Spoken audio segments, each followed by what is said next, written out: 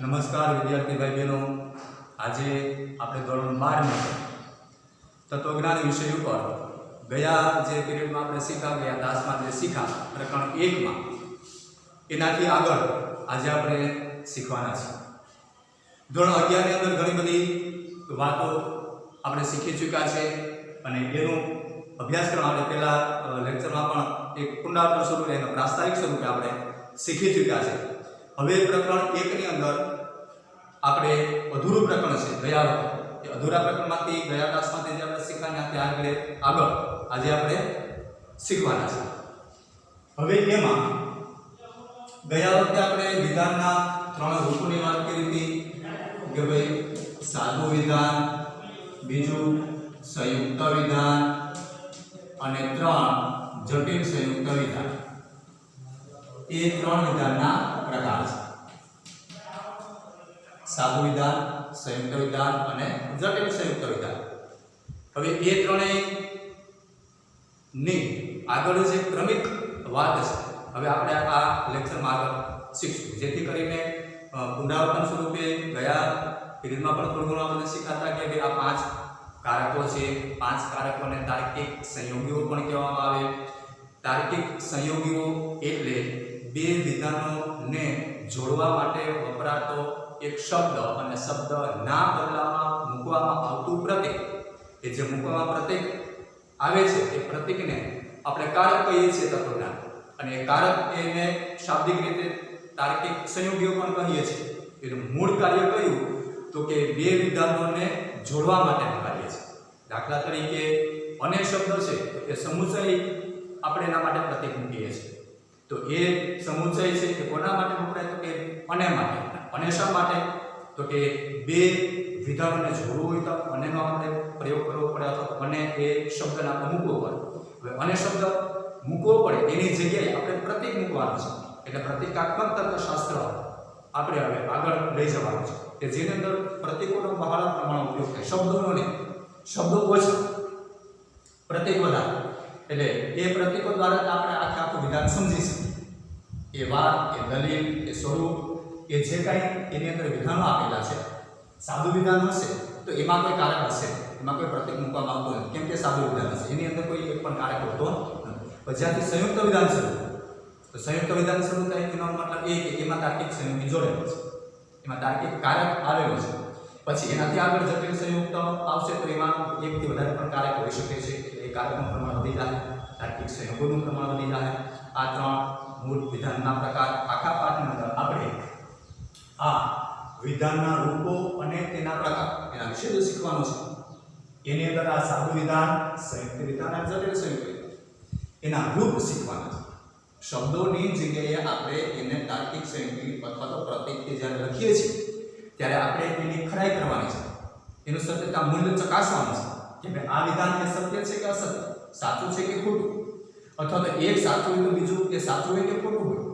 આની આખી સત્યતા મૂલ્યની ચકાસણી હવે પછી આપણે આગળ પ્રકરણમાં શીખવાના છે, જેથી કરીને 5 કારક અને 5 કારક દ્વારા મૂકવામાં આવતા વિધાનો અને તે મૂકવામાં આવતા વિધાનોનું સત્યતા મૂલ્ય એટલે એની સત્યતા જાણવી કે વિધાન સત્ય કે અસત્ય, કોઈ પણ વાત, કોઈ પણ વિષય, કોઈ પણ વિધાન એ ગયા વખતે તમને કીધું તો એવી રીતે કે ભાઈ કાં તો સત્ય હશે કાં તો અસત્ય હશે, કાં તો સાચું હશે અથવા તો ખોટું હશે, એટલે એ આપણે જાણી શકીએ કે ભાઈ આ વિધાન એ સત્ય છે, આ છે એ અસત્ય છે, અને એમાં પણ પહેલી વાત સત્ય અસત્ય જાણવાનું, અને એ સત્ય અને અસત્ય, સાચું અથવા તો ખોટું એને જાણવા માટે પણ આપણે ટી અને એફ પ્રતીક મૂકીએ છીએ, જે આપણે થોડું 11મા મહિના વિશે શીખી પણ ગયા છે। ટ્રુથ અને ફેર, ટ્રુથ માટે એટલે કે સત્ય માટે આપણે ટી મૂકીએ છીએ અને ફેર એટલે કે એફ, એનામાં ફેર માટે આપણે એફ મૂકીએ છીએ। ટી એ પણ પ્રતીક થઈ જાય છે અને એફ છે એ પણ પ્રતીક થઈ જાય છે, મતલબ ને આપણે શબ્દો મૂકતા નથી કે સત્ય અને અસત્ય, ખાલી ટી કરી દે આપણે ખબર પડી કે અસત્ય છે, એફ કરી ફેર એટલે આપણે ખબર પડી કે અસત્ય છે। ટ્રુથ અને ફેર, ટી અને એફ, સત્ય અને અસત્ય। હવે એ આખું વિધાનનું માળખું હવે પછી આપણે આગળ લઈ જઈએ।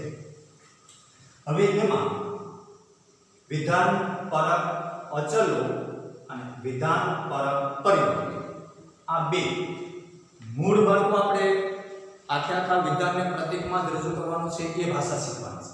શબ્દોની જગ્યાએ પ્રતીકો વાપરીને જ વિધાન મૂકી દેવાનું। આખે આખું વિધાન એમાં એક પણ શબ્દ લખવાના નહીં, છતાં આપણે વિધાન આવી ગયું તો એનું આ સ્ટેપ છે, પ્રથમ સ્ટેપ। કેવી રીતે કે દાખલા તરીકે આપણે નિષેધ શીખી ગયા કે ભાઈ આ નહીં ના બદલામાં વાપરો, એવી જ રીતે આપણે સમુચય શીખી ગયા કે ભાઈ અને ના બદલામાં વાપરો, નહીં અથવા તો નહીં, અને એવી જ રીતે વિકલ્પન હોય અથવા તો શરતી હોય અથવા તો દ્વિશરતી હોય। આ પાંચ છે 1 2 3 4 અને 5। આ પાંચ પ્રતીકોને તો આપણે ઓળખીએ છીએ, પણ આ પાંચે પાંચ પ્રતીકો એ તાર્કિક સંયોગીઓ છે, બે વિધાનોને જોડવા માટે છે આ તાર્કિક। એટલે જ્યારે જ્યારે અને આવશે, નહીં અથવા તો નહીં આવશે, કાં તો અથવા આવશે, જો અને તો આવશે, અથવા જો તો અને તો જ આવશે, એવા શબ્દોના બદલામાં આપણે મૂકશું એટલે આપણે ખ્યાલ આવી જાય કે આ વિધાનની વચ્ચે કયો શબ્દ છે। હવે પણ એ વિધાન આખે આપણું મૂકેલું છે એના માટે પણ આપણે પ્રતીક મૂકવાના છે। દાખલા તરીકે એક ઉદાહરણ તમને આપું કે ભાઈ આજે મંગળવાર છે અને આવતીકાલે બુધવાર છે, અથવા તો હિમાલય પર્વત છે અને ગંગા નદી છે। હિમાલય પર્વત છે અને ગંગા નદી છે। હિમાલય પર્વત છે એ એક વિધાન છે અને આ બે વિધાનનો જોડતો શબ્દ છે। જો આપણે શીખી લઈએ કે હિમાલય પર્વત છે અને ગંગા નદી છે, આખે આપણા વિધાન છે। હિમાલય પર્વત છે આ એક વિધાન છે, પછી આ વિધાન પૂરું થયું। ભાષાની દ્રષ્ટિએ પૂર્ણ વિરામ નથી અને છે, આપણે તો આ જ્ઞાનની રીતે શીખવાનું છે કે ભાઈ આ એક વિધાન છે, વચ્ચે અને શબ્દ મૂકેલો છે। એનો અર્થ એ થાય કે આ વિધાનની સાથે બીજું વિધાન કન્ટિન્યુ ચાલુ છે, સંકળાયેલું છે। આ વિધાન પૂર્ણ થઈ જતું નથી। જો આ વિધાન પૂર્ણ થઈ જતું તો અહીં આ કદાચ લખણ ન હોય તેની નીચે કદાચ આપણે લખી નાખીએ કે ભાઈ ગંગા નદી છે, તો બે વિધાન જુદા તો એક થતા નથી, પણ અન્ય કરી અને હિમાલય પર્વત છે અને ગંગા નદી છે। જ્યારે એવું મૂકીએ છીએ ત્યારે અન્ય એટલે આ બે વિધાનો એક વિધાન થઈ ગયું। બે વિધાનોને સાંકળવા માટે અને શબ્દ મુકાઈ ગયો એટલે બેમાંથી એક વિધાન થઈ ગયું। આખે આખું સળંગ વિધાન છે આ।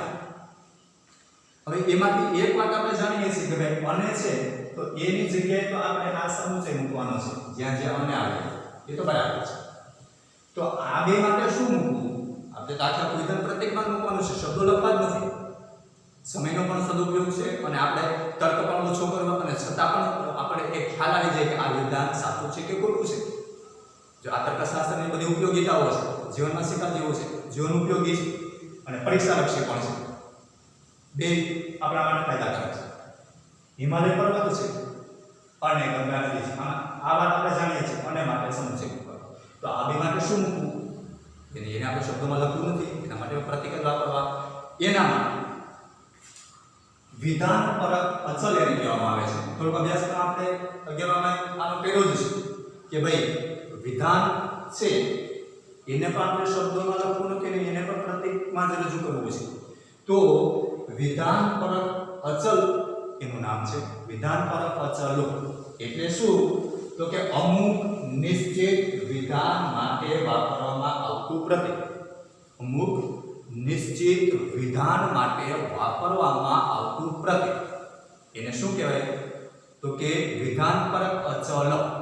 જો પરીક્ષામાં પૂછાય તો બાળકો બરાબર યાદ રાખજો, અને ઘણી વખત પૂછાય પણ છે નાના પ્રશ્નો કે ભાઈ વિધાન પરક અચલ એટલે શું, અથવા તો વિધાન પરક અચલ કોને કહેવામાં આવે? તો એની સરળ પરિભાષા છે ભાઈ અમુક નિશ્ચિત વિધાન માટે વાપરવામાં આવતું પ્રતીક એટલે વિધાન પરક અચલ। તો એ પ્રતીક કયું, એની સંજ્ઞા કઈ, એનો સિમ્બોલ કયો કે ભાઈ કઈ વસ્તુ આપણે મૂકી શકીએ વિધાનના બદલામાં? એને નિશ્ચિત વિધાન તો છે, માનો કે હિમાલય પર્વત છે આ વિધાન છે, એના માટે નિશ્ચિત કઈ સંજ્ઞામાં કયું પ્રતીક મૂકવું? એના જવાબમાં સ્પષ્ટ આપેલું છે કે ભાઈ A થી Z કોના માટે? અમુક નિશ્ચિત વિધાન માટે. અમુક નિશ્ચિત વિધાન માટે શું મૂકવાનું છે? a થી z, પણ કયા? કેપિટલ અક્ષર. a થી z સુધીના કેપિટલ અક્ષર મૂકવાના છે. કોની જગ્યાએ? તો કે નિશ્ચિત વિધાનની જગ્યાએ. નિશ્ચિત વિધાન એટલે કયું? દાખલા તરીકે હિમાલય પર્વત નિશ્ચિત વિધાન છે. આ નિશ્ચિત વિધાન માટે આપણે a થી z સુધીનો કોઈ પણ કેપિટલ અક્ષર મૂકી શકીએ. કોઈ એના નિયમો છે, આગળ આપણે શીખશું. પણ આના માટે આપણે માની લો કે a મૂકવું હોય તો મૂકી શકીએ.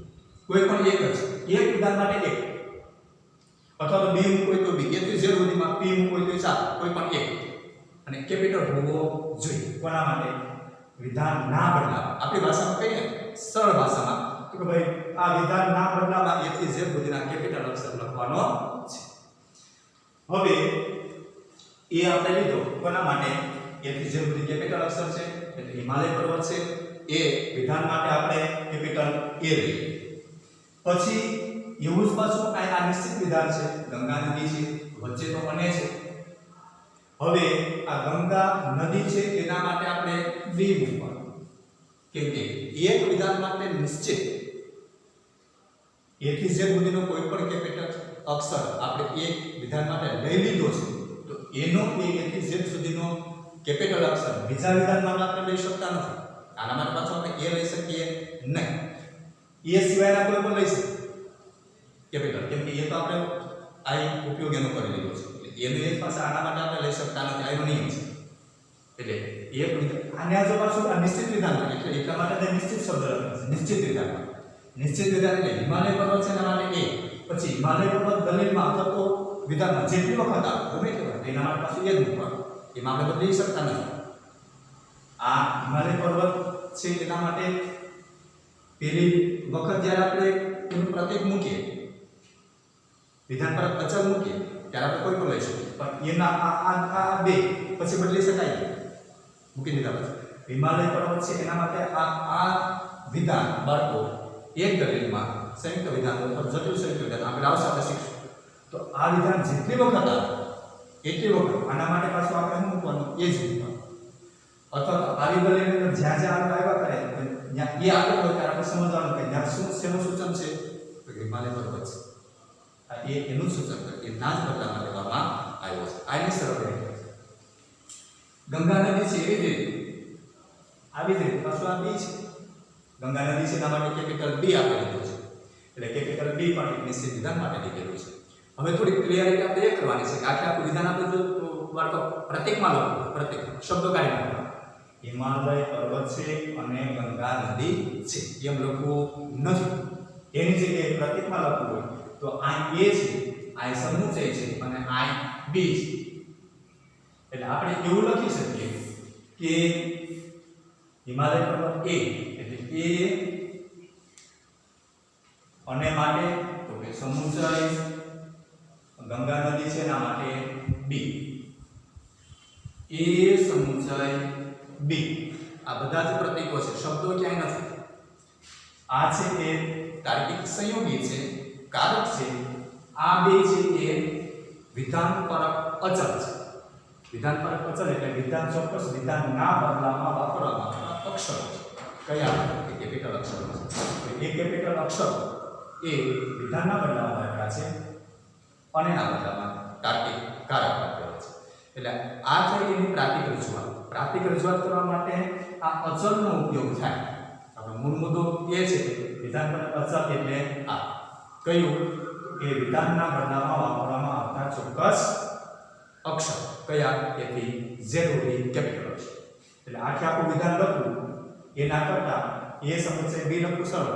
કેટલું તરત લખાય અને સમજાય કે આ વિધાન છે અને વાળું વિધાન છે, એના પછી વિધાન છે અને કયું છે આ જ છે. એના બદલામાં ચોક્કસ વિધાન માટે જ આપણે વાપરેલા છે. એટલે એક જ વખત આપણે લખવું પડે, પછી એને વિધાન લખવાનું થાય ત્યારે આમ જ લખવાનું દલીલ. ફરી વખત આપણે જ્યારે કોષ્ટક બનાવીએ અથવા તો એની દલીલની અંદર બીજા ફરી વખત લખવાના થાય ત્યારે હવે પછી આ શબ્દોમાં લાંબુ લાંબુ લખવાની કાંઈ જરૂર નથી. એ તો આપણે ખાલી જાણી લઈએ કે હિમાલય પર્વત છે અને ગંગા નદી છે. ટૂંકની અંદર આખા વિધાન આપણે સમજી શકીએ. એનું સત્યતા મૂલ્ય આપણે શીખશું કે ભાઈ આ અનિવાર્ય વિધાન છે એ પેલું સાચું છે કે ખોટું, પછી અને પછી એના પછી આવે વિધાન સાચું છે કે ખોટું, એ સત્યતા મૂલ્ય આના આધારે નક્કી થશે કે ભાઈ અનિવાર્ય વિધાન હોય કે પહેલા આપેલું છે તે સાચું હોય તો એના પછી સાચું હોય કે ખોટું હોય એ ચોક્કસ જવાબ છે આપણી પાસે. તત્વજ્ઞાન આ ચોક્કસ જવાબ આપે છે કે ભાઈ આ સાચું હોય તો આ સાચું જ હોય, અથવા તો આ કોઈ તો ખોટું જ હોય. આ બે આ સાચું હોય તો સાચું કે ખોટું, આ એક ખોટું ના એક ખોટું તો સાચું કે ખોટું, આખું વિધાન એ બધી જ માહિતી ક્લિયર. કોઈ પણ દુવિધા, કોઈ પણ શંકા ન રહે એ રીતે સ્પષ્ટ આપણને કહી દેશે કે આ આખું વિધાન કઈ રીતે સત્ય હશે. અનિવાર્ય પછી કોઈ પણ વિધાન, કોઈ પણ અનિવાર્ય એ ક્યારે સત્ય હોય ને ક્યારે અસત્ય હોય, ક્યારે સાચું હોય ને ક્યારે ખોટું હોય, એ સંપૂર્ણ માહિતી આપી દેશે. જ્યારે એના કારકના પાંચે પાંચ કારકના આપણે શીખશું વિગતવાર, ત્યારે આપણે એની વિગતે ચર્ચા કરશું, શીખી લઈશું. અત્યારે માત્ર આપણે ખાલી અચલની વાત કરતા હતા. એટલે અચલ શીખવા માટે એથી ઝેડ સુધીના કેપિટલ વિધાનના બદલામાં વાપરો. એટલે તાર્કિક સંયોગી એટલે કારક વિધાનના બદલામાં કેપિટલ અક્ષર. હવે એ થઈ વિધાનપરક અચલની વાત. બીજો મુદ્દો છે વિધાનપરક પરિવર્તી. આ બે મુદ્દા આપણે શીખી લઈએ. વિધાનપરક પરિવર્તી. વિધાનપરક પરિવર્તીઓ એટલે શું? તો કે એક એવું પ્રતીક કે એની જગ્યાએ આપણે વિધાનપરક પરિવર્તનની અંદર પ્રતીક આપેલું હશે, એની જગ્યાએ આપણે કોઈ પણ વિધાન મૂકીશું. આમાં વિધાન આપેલું હતું, પ્રતીક આપેલું. આમાં પ્રતીક આપેલું હશે, એનો સિમ્બોલ આપેલો હશે, એનું ચિહ્ન આપેલું હશે, એની જગ્યાએ વિધાન આપેલું, શબ્દો આપણે મૂકવાના છે. એમાં ઓલરેડી પ્રતીક મૂકેલું જ હશે, આમાં શબ્દો મૂકેલા હતા, પ્રતીક આપેલું છે. એનાથી ઉલટું છે એ વિધાનપરક પરિવર્તન છે. સ્થાનાપત્તિનું સ્થાન વિધાન છે એનું સ્થાન નિર્દેશ કરે છે. એનું બીજું નામ સ્થાનાપત્તિઓ પણ છે. એટલે વિધાનપરક પરિવર્તન એટલે શું? તો કે એક એવું નિશ્ચિત પ્રતીક કે જેના બદલામાં આપણે કોઈ પણ વિધાન મૂકી શકીએ. વિધાનપરક પરિવર્તી એટલે જેને સાથે કોઈ પણ વિધાન મૂકી શકીએ, એના સ્થાને આપણે કોઈ પણ વિધાન મૂકી શકીએ છીએ એવું સુનિશ્ચિત પ્રતીક. એ પ્રતીકની અંદર શું? તો કે a થી z. બાળકો બરાબર ધ્યાન આપજો, એકદમ સરળ છે, સાવ સરળ છે. એક વખત આ વસ્તુ આપણે મગજમાં ક્લિયર થાય એટલે ક્યારે નહીં ભૂલે, અને પરીક્ષામાં પૂછાય તો આપણે સચોટ લખી પણ શકીએ. a થી z સુધીના નાના એટલે સ્મોલ કેપિટલ ન એવા અક્ષર, નાના અક્ષર કયા? તો કે a થી z સુધીના કેપિટલ બીજે ABCD ના સ્મોલ અક્ષર નાના, કેપિટલ હોતા નથી. આને એની જગ્યાએ આપણે કેવા અક્ષરનો ઉપયોગ કરશું? કેમાં? પરિવર્તીઓમાં. તો કે a થી z સુધીના સ્મોલ અક્ષર એ આપેલા હશે. આના બદલામાં આપણે કોઈ પણ વિધાન મૂકી શકીએ, એને વિધાનપરક પરિવર્તીઓ કહે છે. વિધાનપરક પરિવર્તી એટલે એક એવું પ્રતીક કે જેના બદલામાં આપણે કોઈ પણ વિધાન, શબ્દો, શાબ્દિક વિધાન આપણે મૂકી શકીએ છીએ. આ વિધાનપરક પરિવર્તીઓ છે. આ બેનો ડિફરન્સ, બેનો તફાવત. એકમાં વિધાનના બદલામાં પ્રતીક મૂકવાનું છે, એકમાં પ્રતીકની જગ્યાએ વિધાન મૂકવાનું છે. એટલે જે પ્રતીક છે એ નું નામ વિધાનપરક પરિવર્તીઓ છે. સુનિશ્ચિત એક માની લો કે સ્મોલ p આપેલો હોય, q આપેલો હોય, r આપેલો હોય, s આપેલો હોય, અથવા તો a આપેલો હોય, તો આ બધા પ્રતીક આપેલા જ હશે. તો એની જગ્યાએ એનું સૂચન કરે છે કે આપણે કોઈ પણ વિધાન મૂકી શકીએ છીએ. શબ્દોથી આપણે વિધાન મૂકી શકીએ છીએ. એટલે વિધાનનું સ્થાન એ બતાવે એ વિધાન આપણે મૂકી શકીએ એ પ્રતીક એટલે કયું? વિધાનપરક પરિવર્તન. a થી z સ્મોલ નાના અક્ષર. હવે આ પાંચે પાંચ તાર્કિકના સ્વરૂપ હવે આપતા લેજો. આ પાંચે પાંચ તાર્કિક સ્વરૂપ નિષેધ, સમુચય, વિકલ્પન, શરતી અને દ્વિશરતી એની સંપૂર્ણ માહિતી મેળવશું. વિધાનપરક અચલ અને વિધાનપરક પરિવર્તીઓ દ્વારા આપણે એ શીખશું કે ભાઈ હવે પાંચે પાંચ કારકો મૂકવાથી આખું વિધાન એ સત્ય છે કે અસત્ય છે, સાચું છે કે ખોટું છે, એ જાણવા માટે એનું સત્યતા મૂલ્ય આપણે નક્કી કરશું. કેમ કે એના આધારે આપણે ખ્યાલ આવશે કે ભાઈ આ વિધાન એ સત્ય છે કે આ વિધાન એ અસત્ય છે. એ પાંચે પાંચ કારકનો પણ એમાં ઉપયોગ થઈ ગયેલો હશે. એટલે એ હવે પછી આવતા લેક્ચરમાં આપણે એ આગળ લઈ જશું. 5 કારક, 5 તાર્કિક સંયોગોનું સત્યતા મૂલ્ય ચકાસશું, વિધાન સત્ય અસત્ય પણ જાણશું અને ચોક્કસ માહિતી આપણે એમાંથી લેશું. હવે હોમવર્કમાં આ વિડીયો પૂરો થઈ જાય પછી તમને છોટાની અંદર લખેલું હશે, આપેલું હશે, એ તમારે ઘરે જઈ ઘરે બેઠા બેઠા શાંતિથી પાકી નોટમાં ઉતારી લેવાનું છે. પાકી નોટમાં